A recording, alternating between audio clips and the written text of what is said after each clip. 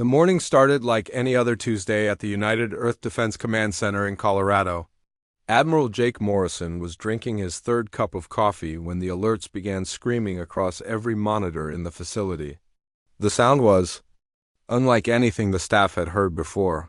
It was not the usual beeping of incoming messages or the sharp tone of emergency broadcasts. This was something different, something that made everyone stop what they were doing and look up. "Admiral, we have an incoming transmission," called out Lieutenant Sam Davis from the communications desk. His voice was tight with worry. "It's coming from outside our solar system, sir, way outside." Jake set down his coffee cup and walked quickly to the main display screen. Around him, dozens of technicians and officers were gathering. Dr. Lisa Hamilton, his chief strategist, appeared at his side. Her face was pale as she stared at the readings on her tablet. "The signal is incredibly strong," she whispered. "Whatever is sending this has more power than anything we have ever seen." The large screen in the center of the room flickered to life. At first, there was only static and strange colors that hurt to look at. Then the image cleared, and everyone in the room took a step back. A creature stood before them. It was tall, maybe 12 feet high, and looked like it was made of living crystal. Its body sparkled with inner light that shifted between blue and purple. It had no face that humans could recognize, just smooth surfaces that somehow seemed to be looking directly at them. When it spoke, the voice came from everywhere at once. "I am Arbitrator Zexfil of the Galactic Sovereignty Council," the being said. The words were perfect English, but they felt cold and empty. "You are the species called humans from the planet you name Earth." Jake stepped forward. "This is Admiral Jake Morrison of the United Earth Defense Command. Who are you and what do you want?" The crystal being did not seem to care about Jake's question. It continued speaking as if he had said nothing at all. "Your species has been selected for integration into the Council's administrative zone. This is not a request. This is a statement of fact. You have 72 hours to comply with the following requirements." The screen changed. Lists of demands appeared in glowing text that made everyone's eyes water to read. Jake heard gasps and curses from around the room as people read what the aliens wanted. First, all military forces will be disbanded immediately. All weapons will be surrendered to Council collection teams. Second, 40% of your population will be relocated to work centers throughout the galaxy. These individuals will serve in positions as determined by Council efficiency algorithms. Third, your planet will be placed under direct Council oversight. All major decisions regarding your species will be made by appointed Council administrators. Dr. Hamilton grabbed Jake's arm. "They want nearly 3 billion people," she whispered in horror. The alien continued without pause. "These requirements are standard for all newly integrated species. 847 other species have already been successfully integrated into the Council system. Your integration will proceed according to established protocols." Jake found his voice. "And if we refuse?" For the first time, the crystal being seemed to focus directly on him. The air in the room grew cold. "Refusal is not within acceptable parameters," Zexthil said. "Species that do not integrate voluntarily require corrective measures. These measures ensure compliance." The screen changed again. This time it showed 3 of Earth's outer monitoring stations. These were small facilities that watched for asteroids and monitored deep space communications. Jake knew each one had a crew of about 20 people. "Observe," said the alien. The 3 stations simply disappeared. One moment they were there, showing up clearly on all sensors. The next moment there was nothing, not even debris. They were just gone as if they had never existed at all. 67 humans have been removed to demonstrate Council capabilities, Zexthil announced without any emotion. This demonstration consumed 0.01% of available Council resources.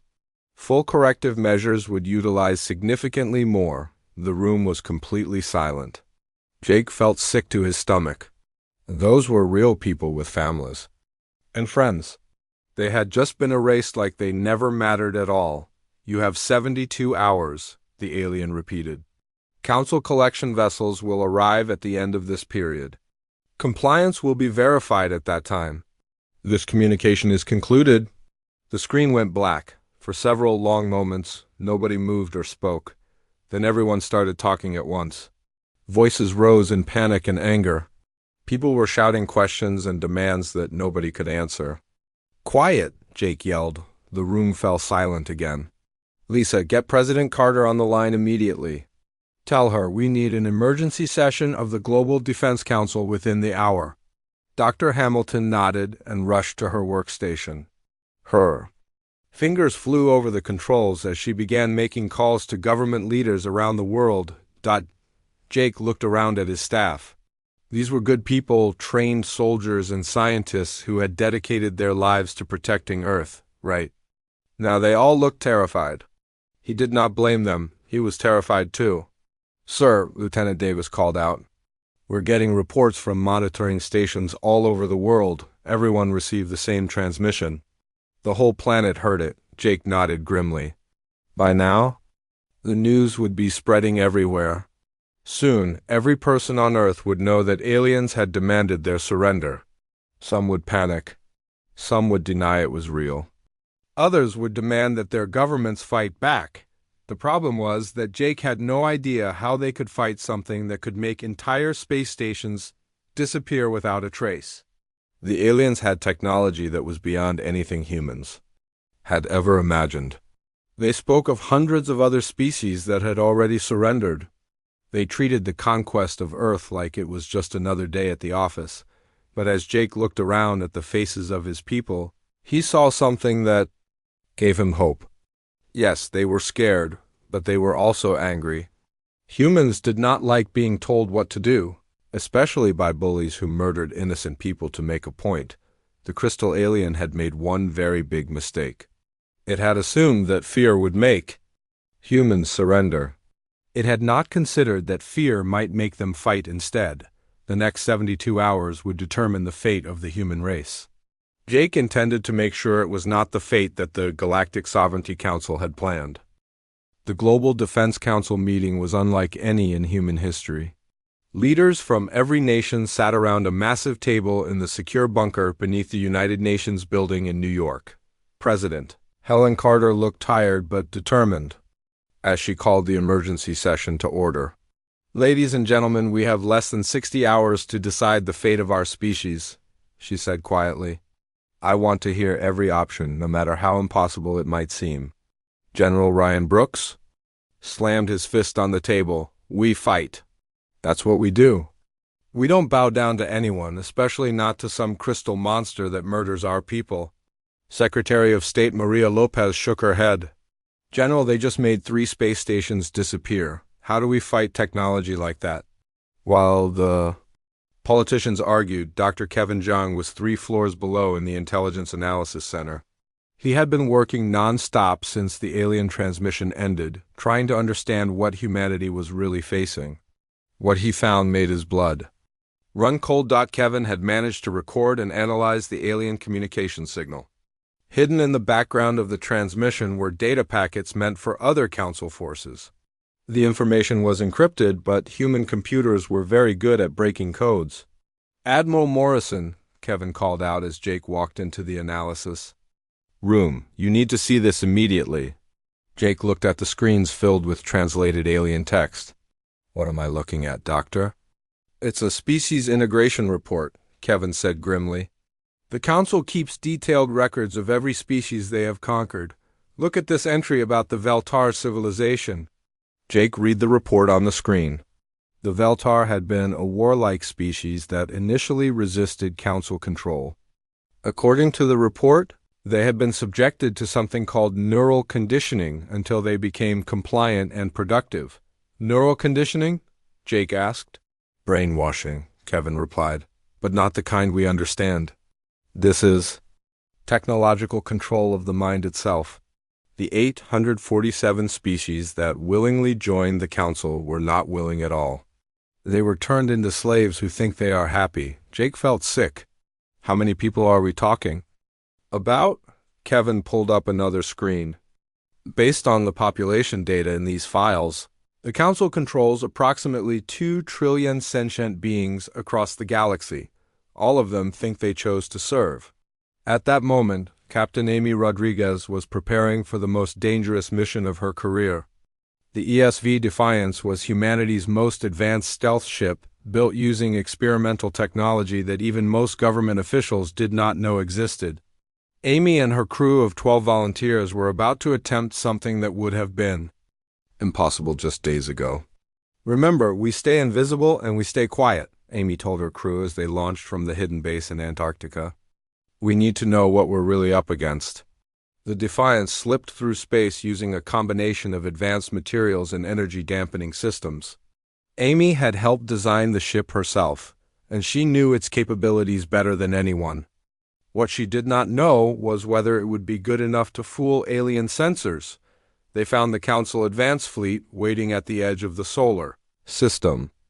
Amy had expected to see massive warships bristling with weapons. Instead, she found something much worse. "Captain," called out her sensor operator, Lieutenant Pete Murphy, "these ships are not designed for battle. They're designed for processing." Amy studied the alien vessels through her periscope. They looked more like factories than warships. Long conveyor systems, holding cells, and what appeared to be surgical facilities were visible through the transparent sections of the hulls. "They're not here to fight us," she whispered in horror. "They're here to process us like cattle." Engineer Tony Phillips was having the best day of his life, even though it might be one of the last days anyone would have. He was examining fragments of alien technology that had been left behind when the 3 monitoring stations were destroyed. The fragments were tiny, but they contained enough information to change everything. "This is incredible," Tony said to his assistant, Dr. Julie Ross. "Their technology is based on principles we've never seen before, but it has a fatal flaw." Julie looked at the readings on her screen. "What kind of flaw?" "Their energy systems are designed to counter every type of attack they've ever encountered," Tony explained excitedly. "But they've never encountered quantum disruption fields. We developed those for our fusion reactors, but they should interfere with alien energy patterns." Tony pulled up a simulation on his computer. "Look at this. If we can generate a quantum disruption field of the right frequency, their shields and weapons should become completely useless." Meanwhile, in cities around the world, people were making their own preparations. Former Marine Colonel Susan Wright was not waiting for the government to save them. She was organizing neighborhood defense groups in Chicago, teaching ordinary citizens how to fight back against alien occupation. "Listen up," Susan told the group of 50 volunteers gathered in the basement of an old church. "The aliens expect us to surrender like everyone else. They have no idea what they're dealing with." A young man named Carl Peters raised his hand. "Colonel, how do we fight spaceships with hunting rifles?" Susan smiled grimly. "The same way people have always fought occupying armies. We don't fight their ships. We fight them when they come down here thinking they're safe." She pulled out a map of the city. "They'll need to set up processing centers, supply depots, and communication hubs. Those facilities will need to be staffed and defended.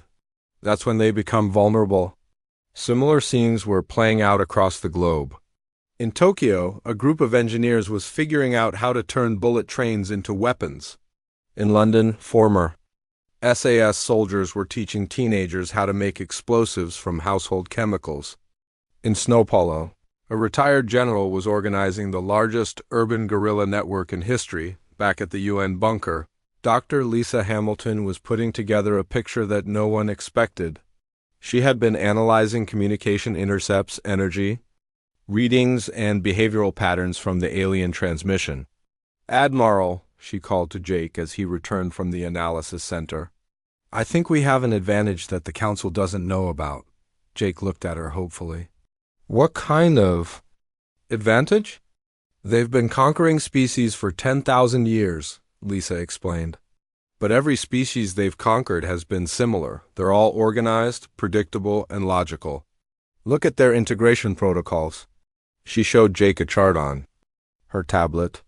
"Every step of their conquest follows the same pattern. Contact the central government, make demands, demonstrate power, process compliance. It's like a factory assembly line. So? Jake asked.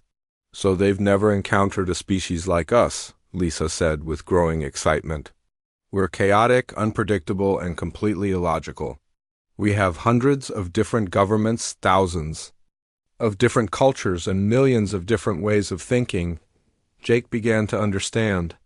You're saying they don't know how to conquer us because we're too disorganized? Exactly, Lisa replied. Their entire system is designed to handle unified, rational opponents. They literally don't have protocols for dealing with organized chaos. As the countdown to the alien deadline continued, humanity was discovering something that would change the course of galactic history. They were not just another species waiting to be processed. They were something the Council had never encountered before, a species that turned their greatest weakness into their greatest strength. The crystal beings had made their biggest mistake. They had given humans time to think, time to prepare, and time to get angry.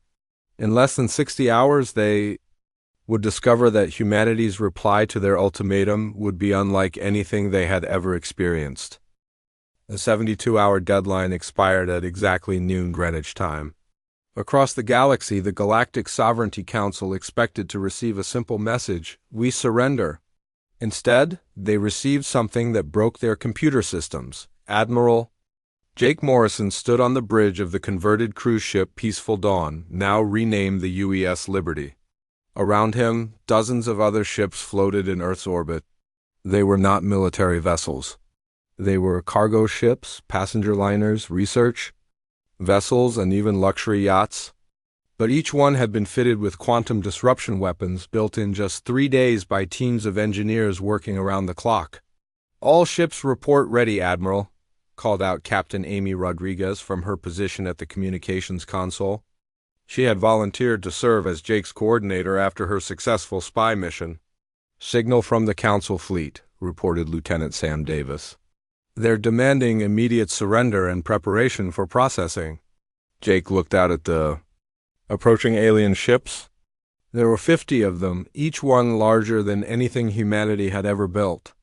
They moved in perfect formation, just like the Council's integration protocols required. Send them our reply, Jake ordered. The message was simple and direct. No. What happened next had never occurred in 10,000 years of Council expansion. Instead of submitting or panicking, the human ships attacked. All units, execute Operation Thunderstrike, Jake commanded. The alien ships immediately tried to respond to the attack, but their computers could not understand what they were facing. The Council's tactical systems were designed to identify military threats and respond accordingly. But a passenger cruise ship launching quantum disruption torpedoes was not in any database. The UES Liberty, which had been carrying tourists to the Caribbean just a week ago, fired its makeshift weapons at the nearest Council vessel. The alien ship's shields flickered and died as the quantum fields interfered with their energy systems. Within seconds, the massive alien vessel was floating helplessly in space. Direct hit on target Alpha, reported the weapons officer, who had been a hotel manager before volunteering for the crew. Their shields are down and their weapons are offline. Similar reports came in from ships across the fleet. The Council vessels were designed to fight conventional weapons and energy beams. They had no defense against technology that attacked. The basic structure of their power systems. Commander Rick Taylor was having the time of his life. He had been a racing pilot before the aliens arrived, specializing in dangerous high-speed competitions that most people thought were crazy. Now he was leading a squadron of converted racing ships in hit-and-run attacks against the confused alien fleet. Red leader to all racers, Rick called over the radio. Remember, we're not here to win a race. We're here to drive them crazy. His ship, the Shooting Star, had been modified with quantum disruptors and extra engines. It could move faster and change direction quicker than anything the Council had ever seen. When Rick attacked an alien ship, he would fire his weapons and then disappear before their targeting systems could lock on. "This is Red 3, called out pilot Jenny Walsh. "The big ugly ship on the left is trying to follow me, but it keeps shooting at where I was instead of where I am." "That's because their computers think in straight lines," Rick replied as he looped around another alien vessel. They expect logical flight patterns. Keep being illogical. The Council fleet was experiencing something their programmers had never considered: complete tactical confusion. Their ships were designed to fight other spaceships in organized battles. They were not designed to fight a converted garbage truck that attacked from impossible angles while playing loud rock music down. On Earth's surface, the chaos was even worse for the alien ground forces. Colonel Susan Wright watched through binoculars as the first Council landing craft touched down in Central Park. The aliens had chosen the location because their computers identified it as a major population center with minimal military presence. They were technically correct. There were no military bases in Central Park, but there were 200 angry New Yorkers hiding in the trees with homemade weapons. "Wait for it," Susan whispered into her radio. "Let them get comfortable." The alien ground troops were tall, thin creatures in environmental suits.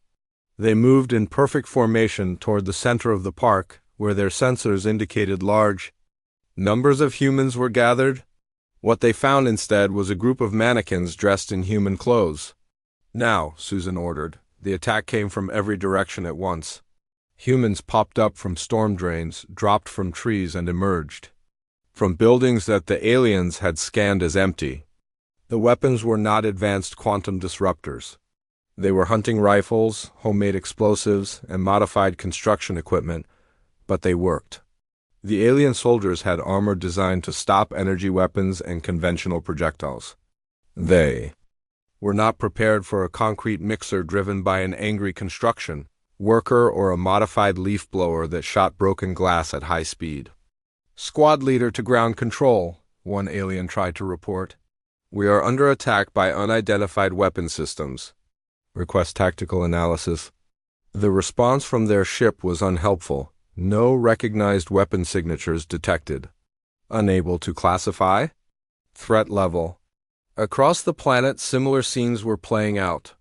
In London, aliens tried to secure the Tower Bridge only to discover that the entire structure had been rigged with explosives by engineers who really did not want to be enslaved. In Tokyo, a council team attempted to process civilians from a shopping mall and found themselves trapped inside when teenagers welded all the exits shut. Dr. Nancy Foster was having her own kind of success in the cybernetics laboratory beneath MIT, working with a team of volunteer hackers led by Danny Kim.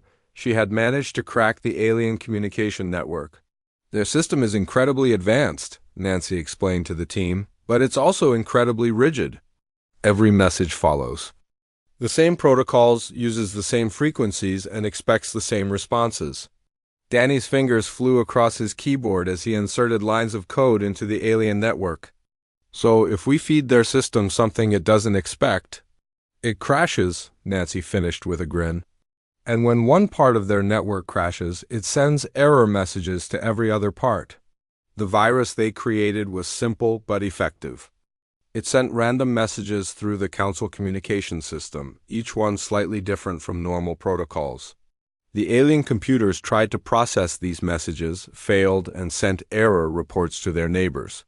Within minutes, the entire Council fleet was receiving thousands of error messages per second. "Communication breakdown across the board," reported Lieutenant Davis from the Liberty. "The alien ships are trying to talk to each other, but their own network is jamming their signals." Admiral Morrison watched as several Council vessels began firing at each other, apparently confused about which ships contained enemies. Their perfect formation dissolved into chaos as individual captains tried to interpret conflicting orders from a communication system that was no longer working properly. "Sir," called out Captain Rodriguez, "we're receiving a transmission from the Council command ship." "It's not their usual crystal alien." Jake turned to the main screen. Instead of Arbitrator Zexthal, a different alien appeared. This one looked nervous and kept glancing at displays showing the confused state of their fleet. "Human military commanders," the alien said in a shaky voice. "This is Sub-Administrator Kexmal. There appears to be some kind of misunderstanding. Our integration protocols are not proceeding as planned." Jake stepped forward. "There's no misunderstanding. We said no, we meant no." "But this is impossible." the alien replied. No species has ever successfully resisted Council integration. You lack the technology and organization necessary for effective resistance. Maybe that's our advantage, Jake said calmly. We're too disorganized to fight the way you expect us to fight. On the screen behind Sub-Administrator Kexmol, alarms were flashing and other aliens were running back and forth in obvious panic. The Council had spent 10,000 years perfecting their conquest system. In less than 6 hours, humanity had broken it completely. The battle was far from over, but something fundamental had changed. For the first time in galactic history, the Council was learning what it felt like to be afraid. 3 days after the first battle, everything changed. The crystal spires of the Council's heavy battle fleet appeared at the edge of the solar system like dark mountains floating in space. Arbitrator Zexthel had arrived personally, and he was not happy. Admiral Jake Morrison studied the sensor readings from the Bridge of the Liberty. The new alien ships were 10 times larger than the first fleet. Each one bristled with weapons that could probably destroy entire cities with a single shot. How many ships? Jake asked Lieutenant Sam Davis. 200 confirmed, Sam replied grimly. And sir, these are not processing vessels. These are built for war. Dr. Elizabeth Parker was not thinking about the approaching alien fleet. She was 300 feet underground in the Quantum Research Facility in Nevada, working on humanity's most desperate project. For the past 72 hours, she had not slept, barely eaten, and consumed enough coffee to kill a normal person. The mathematics should work, she muttered to herself as she adjusted the massive machine that filled the entire underground chamber. If we can create a large enough quantum field, we should be able to nullify their matter displacement technology. Her assistant, Dr. Carl Murphy, looked worried. Elizabeth, are you sure about this? We're talking about creating a reality anchor that covers the entire planet. The power requirements alone could blow up half of Nevada. Elizabeth wiped sweat from her forehead and continued working. Carl, in about 6 hours, those aliens are going to try to delete every major city on Earth. If we don't try this, there won't be a Nevada left to blow up. The reality anchor was based on principles that human science had only discovered 2 years ago. It was designed to create a stable quantum field that would prevent other forces from manipulating matter within its range. In theory, it would make the Council's deletion weapons useless. In theory. Meanwhile, Captain Greg Stevens was preparing for the most insane military operation in human history. His ship, the converted freighter Bold Venture, was equipped with holographic projectors that could make it look like a Council vessel. The plan was simple, stupid, and probably suicidal. Remember, Greg told his crew of 20 volunteers, we need to get close enough to their command ship to plant the recording devices. Once we have proof of what they really are, we broadcast it to the entire galaxy. Pilot Linda Chun checked her instruments one more time. She had been a stunt pilot before the war started, specializing in flying through impossible spaces at dangerous speeds. Now she was going to try to fly a fake alien ship into the middle of the enemy fleet without getting caught. The holographic disguise should fool their sensors, Linda said, though she did not sound completely convinced.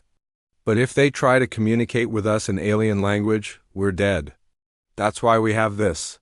Greg held up a small device that Dr. Kevin Zhang had built. It should translate and respond to basic Council communications automatically. As long as they don't ask us anything complicated, we should be fine. The Bold Venture launched from the hidden moon base that humanity had been building in secret for the past year. As they approached the Council fleet, everyone held their breath. Council Patrol Vessel 847 requesting permission to dock with command. Ship, Linda transmitted using the alien communication device. There was a long pause. Then a response came back in perfect alien language that the device translated. Permission granted. Proceed to docking bay 7. I can't believe that worked, whispered Greg. Don't celebrate yet, Linda replied as she guided their ship toward the massive Council command vessel. We still have to get inside without anyone noticing we're human. Back on Earth, the reality anchor was almost ready. Dr. Elizabeth Parker made The final adjustments as power from 3 nuclear reactors flowed into the machine. The quantum field generator hummed with barely contained energy. Field strength at 90%, reported Dr. Murphy. Elizabeth, the power levels are off the charts. If this thing overloads ... it won't overload, Elizabeth said firmly. It can't overload? Too many people are depending on this. On the main display screen, she could see the Council fleet moving toward Earth. Their weapons were charging, preparing to delete humanity's major cities just like they had deleted the monitoring stations. Field at 100%, Murphy called out. Reality anchor is active. Now we find out if human science can beat alien technology, Elizabeth whispered. The Council fleet fired. Beams of energy that could erase matter from existence shot toward New York, London, Tokyo, and a dozen other cities. The beams struck the quantum field surrounding Earth and simply disappeared. What? Arbitrator Zextel's voice crackled over the communication channels. Impossible. Our deletion weapons are functioning normally. Try again, came the response from another Council ship. They fired again. The same thing happened. The weapons that had destroyed entire civilizations could not even scratch Earth's protective field aboard the bold venture. Greg Stevens and his team had made it inside the Council command ship. What they found there was worse than anyone had imagined. Are you recording this? Greg whispered to Linda as they crept through corridors filled with holding cells. The cells contained thousands of beings from dozens of different species. But these were not prisoners in the normal sense. They all had strange devices attached to their heads, and their eyes were blank and empty. Neural control implants, Linda whispered back in horror. Just like Dr. Zhang suspected.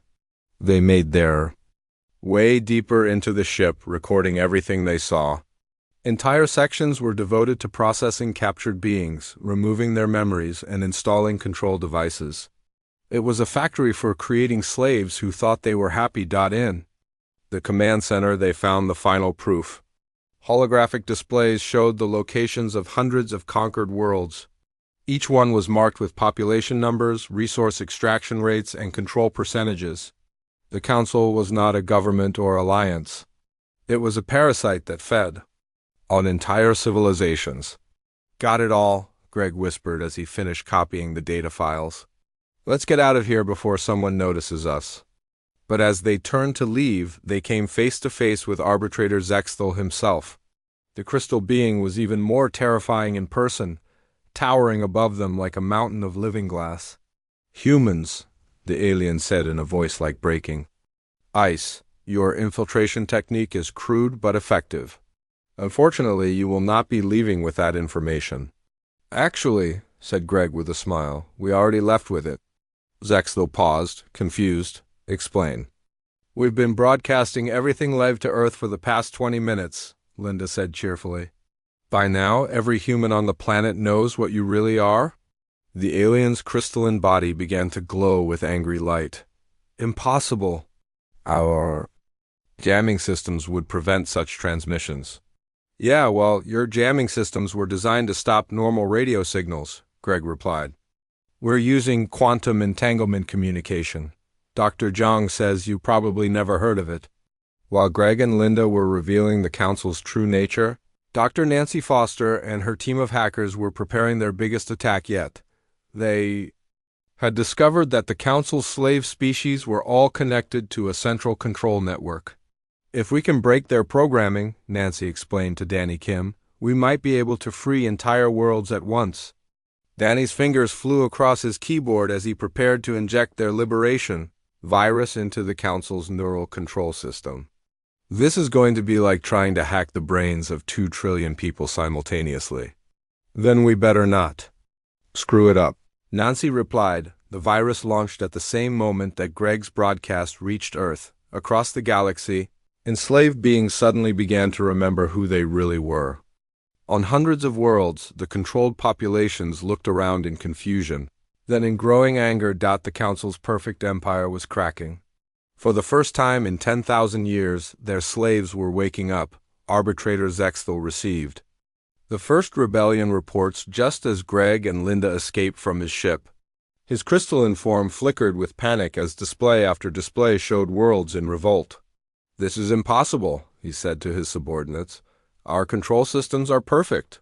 No species has ever broken free from neural conditioning." "Sir," reported one of his officers, "we are receiving similar reports from all sectors. The rebellion appears to be spreading at an exponential rate." Zexthel turned toward Earth, floating defiantly in space behind its quantum shield. The small blue planet had done something that should have been impossible. It had not just resisted conquest. It had started a galactic revolution. For the first time in his long existence, the arbitrator felt something he had never experienced before: fear. President Helen Carter stood before the largest audience in human history. Every television, radio, and computer screen on Earth showed her face. But more importantly, the hijacked Council communication network was broadcasting her words to every inhabited world in the galaxy. "My name is Helen Carter, and I speak for the people of Earth," she began. Her voice was calm but carried the strength of 7 billion humans standing behind her. "We have a message for every living being who can hear this transmission." Across the galaxy, enslaved populations stopped their work to listen. On thousands of worlds, beings who had forgotten their own names felt something stirring in their minds. The liberation virus had weakened the Council's control, but it was President Carter's words that would break it completely. "You are not alone," she continued. "You are not forgotten, and you are not powerless." Admiral Jake Morrison watched from the bridge of the Liberty as the Council fleet began to change formation. Arbitrator Zexthel's ships were no longer attacking Earth. They were trying to retreat and regroup, but rebellion was breaking out across their own fleet as enslaved crew members began to remember who they were. "All human vessels, this is Admiral Morrison," Jake announced over the fleet communication system. "Today we do not fight for conquest. We fight for liberation. Remember, our goal is not to destroy our enemies, but to free our allies." The human fleet moved forward, but this was unlike any battle in history. Instead of trying to destroy the Council ships, they were using their quantum disruptors to disable the alien vessel's control systems. When a Council ship went dark, human boarding parties would move in to help free the enslaved crew members. Captain Amy Rodriguez led one of these boarding teams onto a disabled Council vessel. What she found broke her heart and filled her with determination at the same time. "These beings have been slaves for so long they don't remember their own names," she reported back to Jake. "But when we remove the control devices, they start to remember everything." The first freed alien was a tall, blue-skinned being who had once been called Veltar. When the neural implant was removed from his head, he looked around in confusion, then in growing rage. "My people," he whispered. "Where are my people?" "Still enslaved," Amy replied gently. "But we're working to change that." The Veltar warrior nodded grimly. "Then we fight together." Dr. Elizabeth Parker was monitoring the reality anchor from her underground facility when something unexpected happened. The quantum field that protected Earth began to expand. Slowly at first, then faster. And faster, the protective barrier spread outward into space. "Elizabeth, what's happening?" asked Dr. Carl Murphy as he watched the readings spike across his instruments. "I'm not sure," Elizabeth replied, but she was starting to smile. "I think the field is feeding on the Council's own energy systems. Every time they try to use their deletion weapons, they're actually making our shield stronger." The expanding quantum field reached the Council fleet and kept going. Within hours, it covered the entire solar system. Any Council ship that tried to use matter displacement technology found their weapons useless and their engines failing. Meanwhile, Captain Greg Stevens and pilot Linda Chen had become the most wanted humans in the galaxy. They were still aboard Arbitrator Zexthel's command ship, but now they were not alone. Dozens of freed slaves had joined them, and together they were systematically destroying the Council's control systems. "The Neural Programming Center is down," reported a freed engineer who had once served the Council willingly. "Without it, they cannot create new control implants." "Good," said Greg as he planted explosives in the ship's main computer core. "Let's make sure they can't rebuild it either." Linda was in the ship's communication center, broadcasting liberation codes to every council facility in the galaxy. Each code was specifically designed to break the neural conditioning of different species. Dr. Nancy Foster and her team had worked for days to create programs that could free minds that had been enslaved for thousands of years.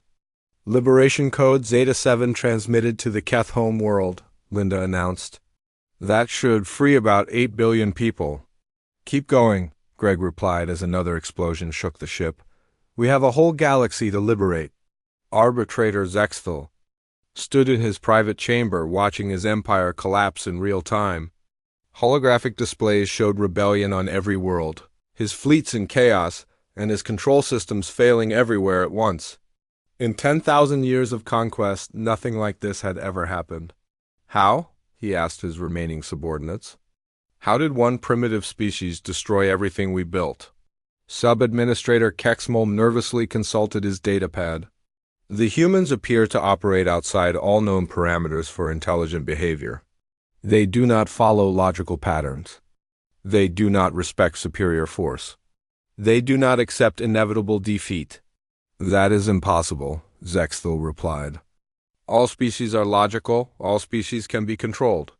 Perhaps, said a new voice, that was your mistake. Zexthal turned to see Admiral Morrison standing in the doorway.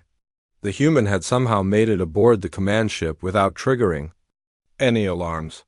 Behind him stood a mixed group of humans and freed aliens, all carrying quantum disruptors. You should not be here, Zexthal said. My security systems are perfect. Jake smiled. Your security systems were designed to keep out logical enemies. We're not logical, we're human.